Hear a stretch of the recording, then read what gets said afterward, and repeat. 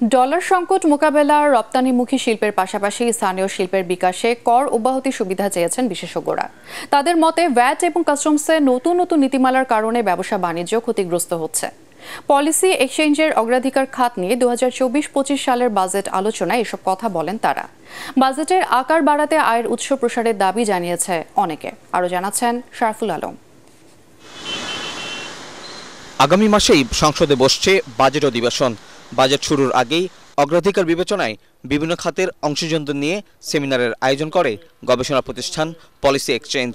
সেখানে রপ্তানিমুখী শিল্পের পাশাপাশি কৃষি, আইসিটি ব্যবসায়ী ও গবেষকরা বাজেটে দীর্ঘমেয়াদী কর সুবিধার দাবি জানান।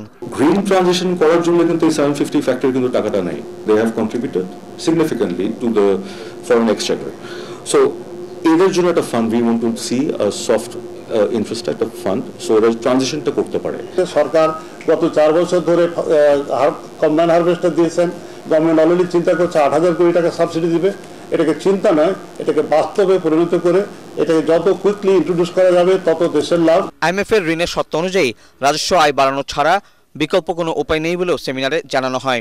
এই জন্য প্রথাগত খাতের বাইরে অন্যান্য শিল্প থেকে আয়ের উৎস বের করার কথা বলছেন অনেকেই।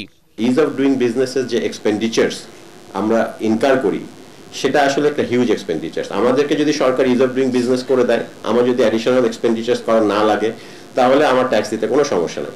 বাজেট আলোচনায় অভ্যন্তরীণ ও বৈদেশিক ঋণ বাড়লেও ঋণ পরিশোধের উৎস বাড়ছে না বলে জানান বক্তারা। প্রবাসী আয় আর রপ্তানি না বাড়লে বাজেটের উপর আরও চাপ বাড়বে বলেও মনে করেন তারা। এই জন্য বৈদেশিক বাণিজ্য, বিনিয়োগ খাতগুলোকে যেন নতুন করে দুর্বল করা না হয়, সেদিকে নজরদারি বাড়ানোর তাগিদ বিশ্লেষকদের। শুরু করতে হবে এবং এখানে বাজেট প্রভিশন রাখতে হবে। শারফুল আলম, ATN বাংলা, ঢাকা। 4টা 5টা ডিভিশন।